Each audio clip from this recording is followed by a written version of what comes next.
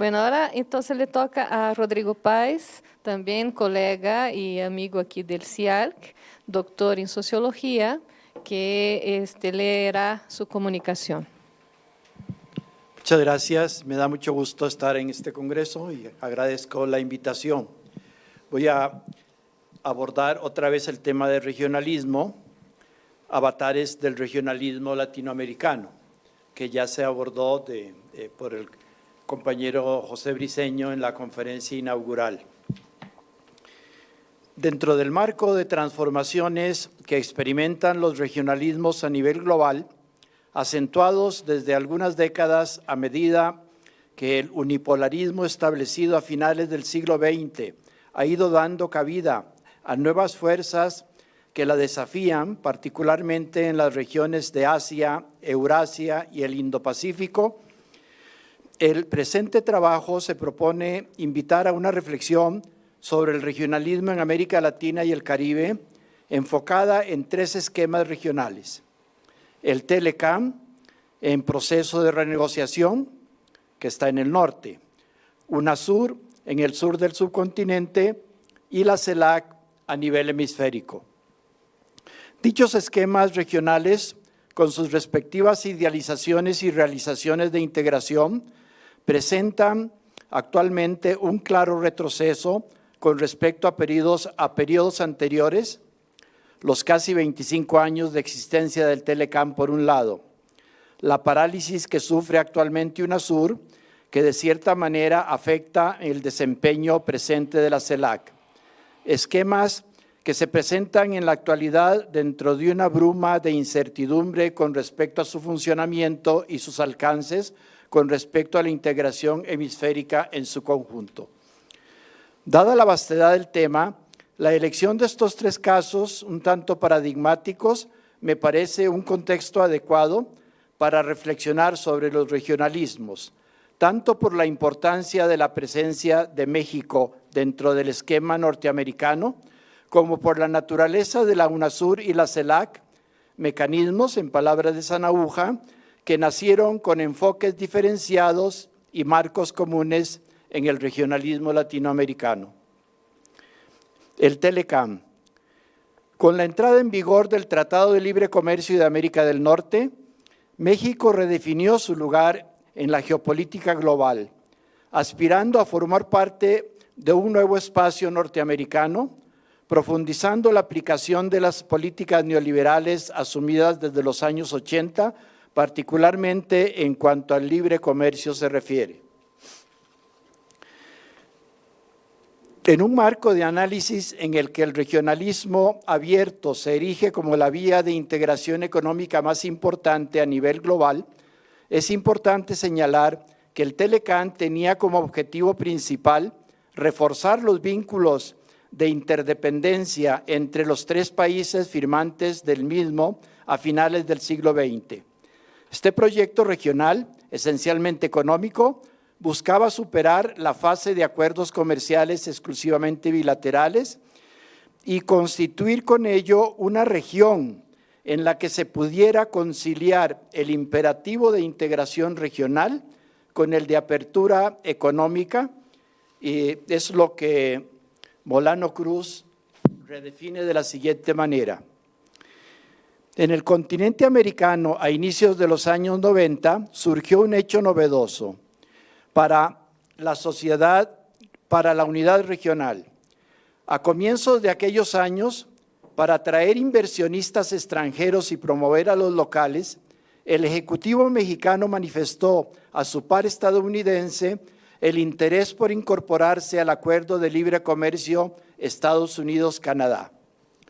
En 1994, los tres países firmaron el Tratado de Libre Comercio de América del Norte, cuya primicia fue doble: la inserción de la estrategia regional en la política exterior estadounidense y la unión comercial voluntaria y recíproca de un país del sur con países del norte. Por primera vez esto fue, digamos, en la historia de los regionalismos recientes. El Telecam innovó con la inclusión, entre otros, de cuestiones relativas a servicios y temas laborales, y fue proyectado desde Estados Unidos como punto de partida para una zona de libre comercio continental, en continuidad con la fórmula presentada en 1990 por George Bush, la Iniciativa para las Américas. Lo que este tratado ha implicado para México es un comercio bilateral que asciende a unos 500,000 millones de dólares anuales, siendo Estados Unidos el mayor socio comercial de México y este país el tercer socio comercial de Estados Unidos.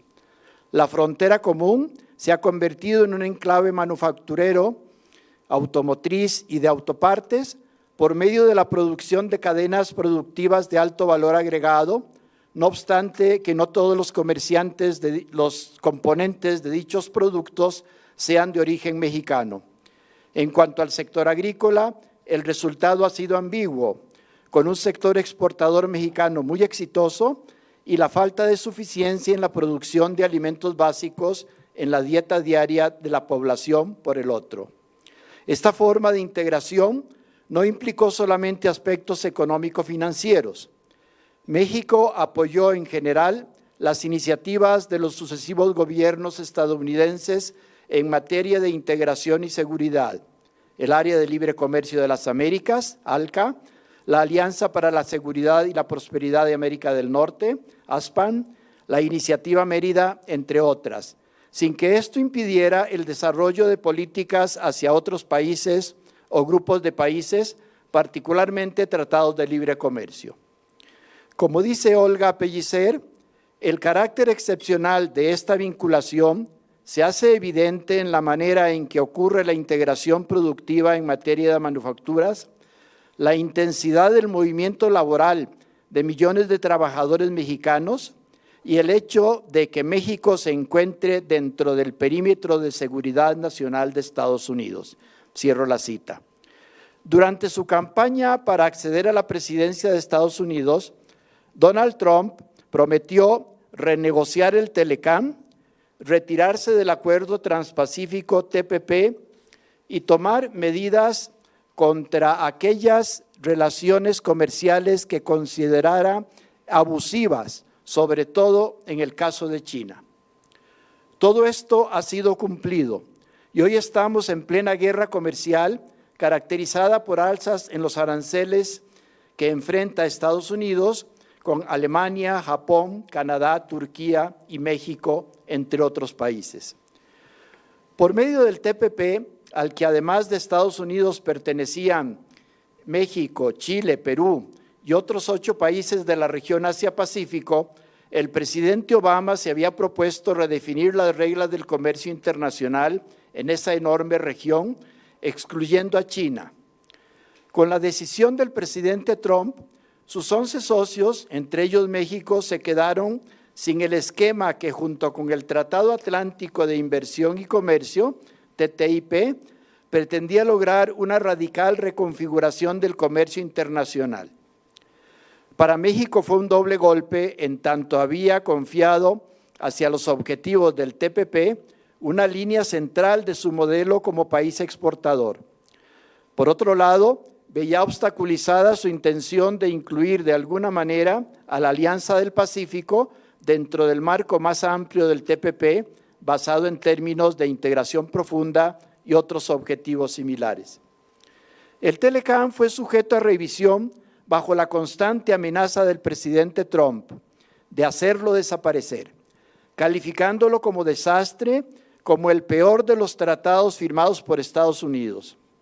Dentro del contexto de esta situación, es preciso señalar las dificultades que resultarían de una modificación sustancial de los parámetros de una relación ya de por sí extremadamente compleja, como la existente entre los dos países que comparten 4,000 kilómetros de frontera con una historia común y una interdependencia de problemáticas compartidas, dentro de la dependencia estructural de la economía mexicana con la de su vecino del norte. El proceso de renegociación se ha llevado a cabo dentro de un clima de hostilidad norteamericana hacia sus socios, Canadá y México, particularmente este último, a quien se le ha machacado continuamente con la idea de construcción de un muro fronterizo, muro que debía ser pagado de alguna manera por México. El muro se ha convertido en una metáfora de cómo se sitúa el presidente Trump con respecto a todo el subcontinente latinoamericano y caribeño. La incertidumbre que ha sembrado con respecto al Telecán es un presagio, una amenaza de reversión de aspectos fundamentales de la relación establecida entre los dos países. Es preciso señalar, dentro de la complejidad técnica y temática que representa el Telecán, que existe a la fecha una integración entre extensas regiones de las fronteras México-Estados Unidos y Canadá-Estados Unidos, que sobrepasa los aspectos meramente económico-financieros y se desborda a cuestiones culturales, migratorias y de otras, etcétera. Zonas integradas alrededor de las dos fronteras estadounidenses que persistirán seguramente cualquiera que sea el resultado de la renegociación. En mapas especializados aparece claramente este fenómeno como realidad apabullante. Ahí les dejé dos hojitas que me parecieron muy interesantes, sobre todo esta que es de la frontera Canadá-Estados Unidos. Es impresionante, a mayor intensidad del color es mayor la intensidad, digamos, de la integración comercial y de otros tipos, y solo con la provincia de Ontario, en Canadá, con Toronto, pues prácticamente, ¿no?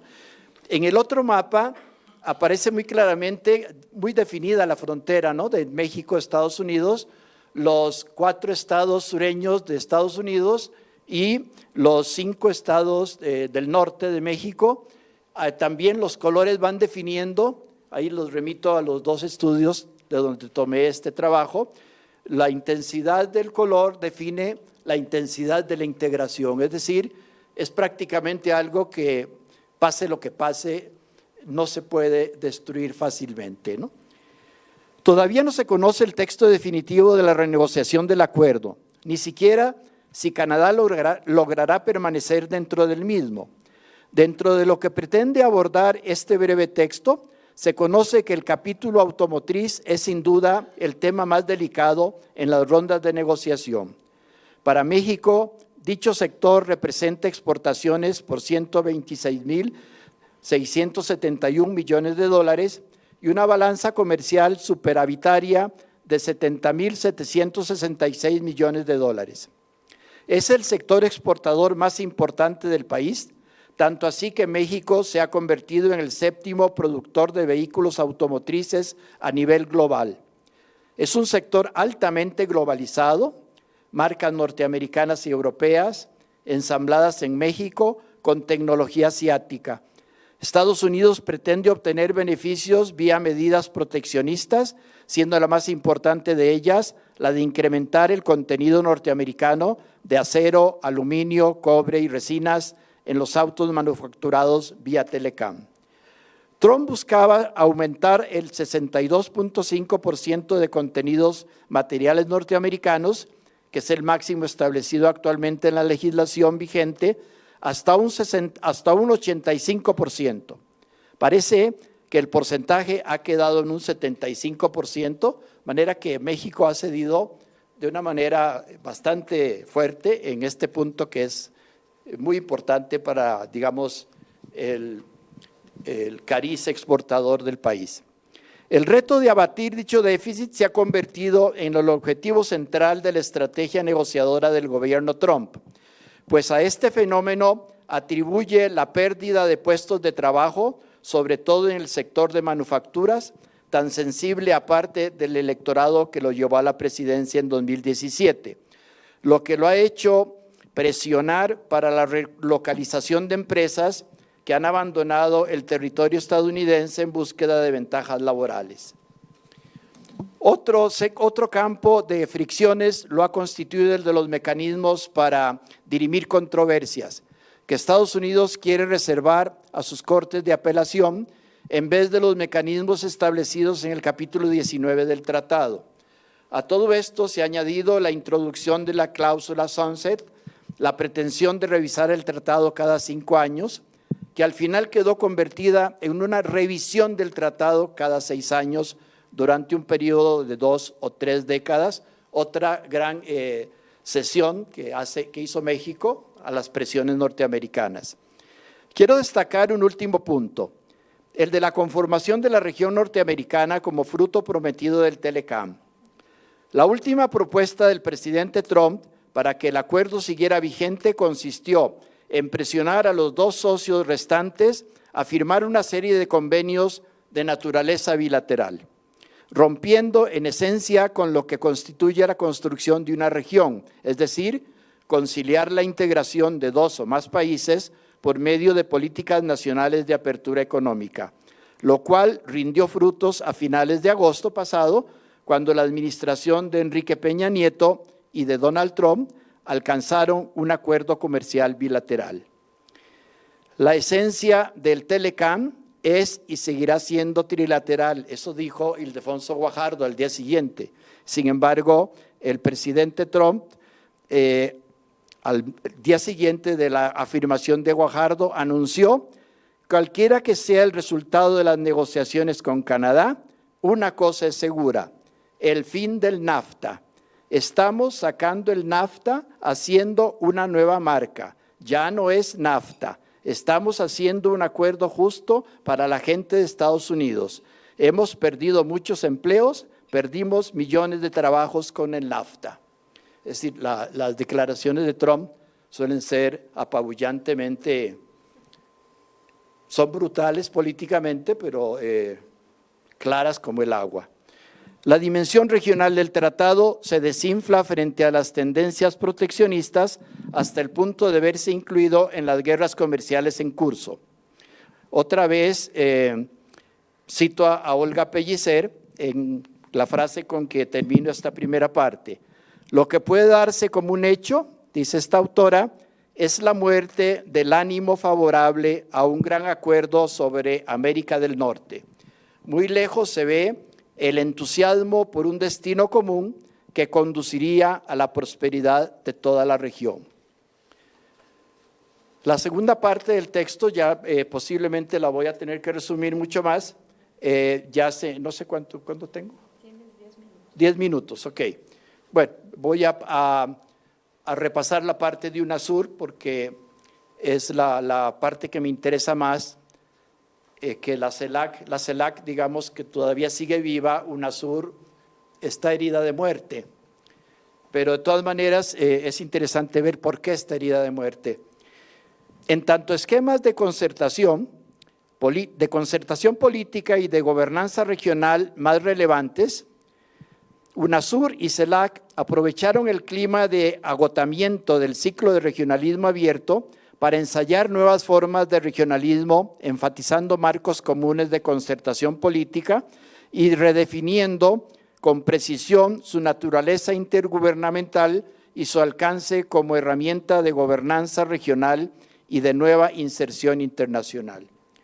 Dentro de un mundo convulso, enfatizaron el principio de soberanía nacional, cambiando el funcionamiento de pesadas burocracias por el de actividades diplomáticas y contactos concretos entre jefes de Estado o de gobierno, con objetivos específicos, a veces muy pretenciosos, que les permitieron moverse dentro de las circunstancias cambiantes y conflictivas de la región sudamericana, UNASUR, o de la región latinoamericana y caribeña en su conjunto, CELAC. En el marco del rechazo que generaron en el sur del continente los proyectos de integración con una impronta predominantemente económica y comercial, se puso en marcha el proyecto de UNASUR, el cual incorpora preocupaciones tanto comerciales como de cooperación política entre países cuyas dirigencias habían mantenido cierta afinidad ideológica, la defensa de la democracia, la inclusión social, la integración en infraestructura e inclusive la defensa y la seguridad. Su originalidad provino de la consideración de América del Sur como una región con una perspectiva incluyente, no solamente para los países tradicionalmente sudamericanos, sino también para Guyana y Surinam, que habían accedido a la vida independiente más recientemente y mantenían una vinculación singular con sus antiguas metrópolis.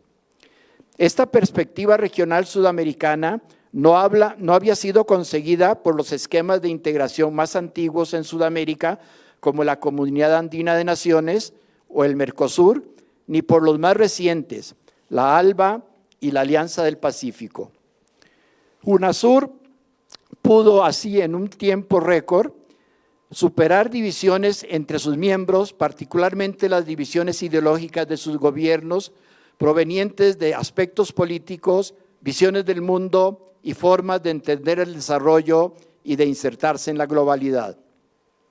Desarrollaron una política exterior común en ciertos rasgos y diferenciada en otros, lo que daba una flexibilidad adicional a su esquema de regionalismo, a la vez que permitía el manejo de una política exterior no siempre basada en la unanimidad de sus postulados. A pesar de ello, este proyecto ha puesto sobre la mesa la posibilidad de impulsar un diálogo político en el que el pluralismo impera sobre la afinidad.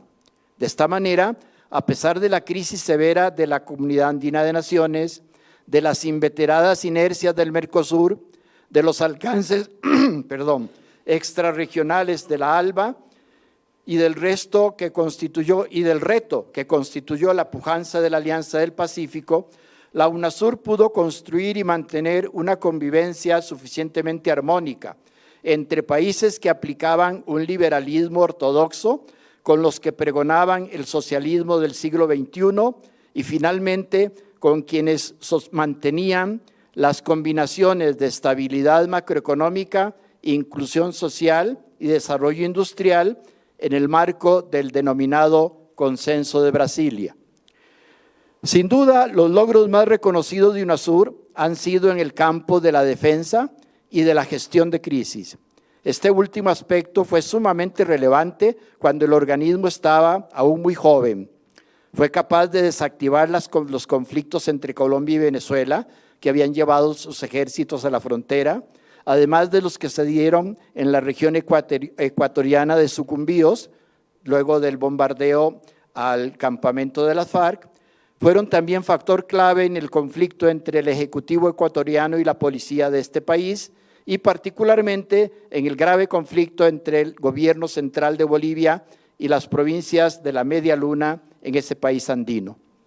En cuanto a la defensa, la creación del Consejo de Defensa Sudamericano ha privilegiado la idea del contacto y el diálogo entre los países miembros con el fin de que cualquier conflicto al interior de la región pueda resolverse sin la presencia de fuerzas externas.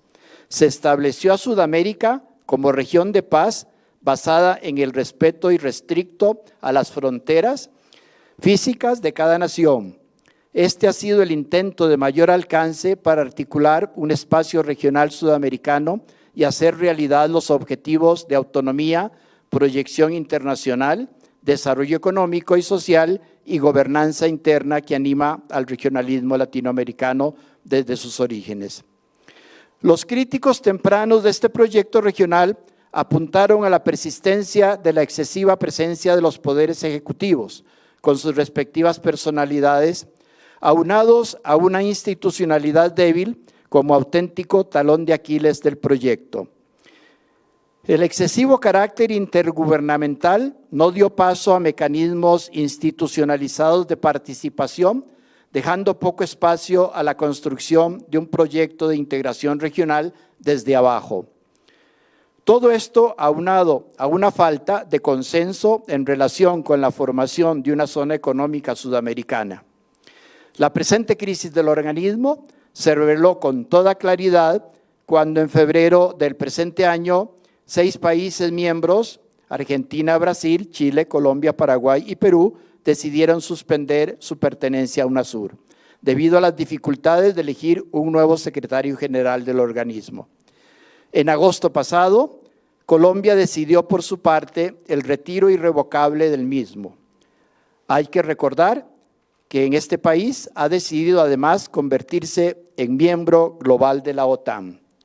De esta manera, OTAN está en América del Sur. Son muchas las causas del deplorable estado en que se encuentra actualmente UNASUR, algunas de ellas todavía en proceso, por lo que todo intento de adivinar su futuro próximo es sumamente aleatorio. El organismo, que nació durante el extraordinario ciclo de crecimiento económico que vivió América Latina en la primera década del siglo, impulsado en gran medida por una bonanza exportadora de materias primas hacia las economías emergentes de Asia, en particular hacia China, cuyas realizaciones dentro del campo de gestión de crisis fueron anteriormente descritas dentro de este texto y cuyo proyecto de defensa, el Consejo de Defensa Sudamericano, es posiblemente la mayor expresión de autonomía en defensa de la paz regional y del respeto irrestricto de la integridad territorial de sus miembros, parece enfilarse hacia una deriva de incertidumbre y de desunión ante el difícil panorama regional y global. No soy yo quien va a decretar la muerte de UNASUR, pero creo que es un organismo que está herido de muerte. Termino aquí para respetar el tiempo, faltaba un pedacito de CELAC, pero la CELAC, digamos, dicho en términos generales, es un organismo que se ha convertido en establecer relaciones interregionales, muy importante hasta la fecha porque hasta el presente sigue vivo, ¿no? Por el mero hecho de que siga vivo es muy importante. Ha establecido relaciones interregionales con la Unión Europea, con China, que se considera también China ya como una región, con otras regiones del mundo, y digamos, de esta manera, el tema de China abriría para una discusión solamente con esto, porque prácticamente es como dice un autor sudamericano, China en América Latina es la presencia del dragón en el patio trasero. Es un poco a lo que están apelando muchos gobiernos como tabla de salvación frente a un panorama que no es muy halagador. Muchas gracias.